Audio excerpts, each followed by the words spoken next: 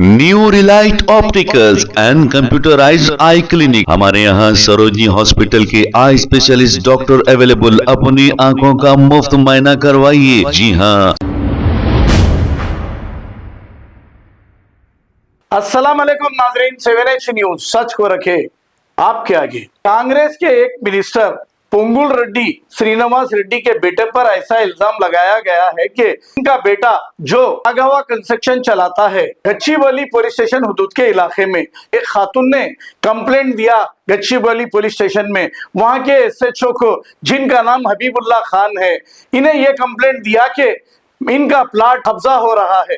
जैसे SHO ने यह दरखास्त वसूल की, उस मौके पर पहुंचकर बुलडोजर से वहां पर साफ सफाई करा दी। अब मिनिस्टर को गुस्सा आ गया और हबीबुल्लाह खान SHO का फौरी वहां से ट्रांसफर कर दिया गया। तो भाई, पुलिस वाले भी हो जाए होशियार। ये कांग्रेस की हुकूमत है, यहाँ पर कुछ भी हो सकता है। हबीबुल्लाह खान गच्चीबौली SHO ईमानदारी से नौकरी करने की सजा उन्हें ये मिली है। अगर उनका साथ देते तो शायद उनका ट्रांसफर नहीं होता।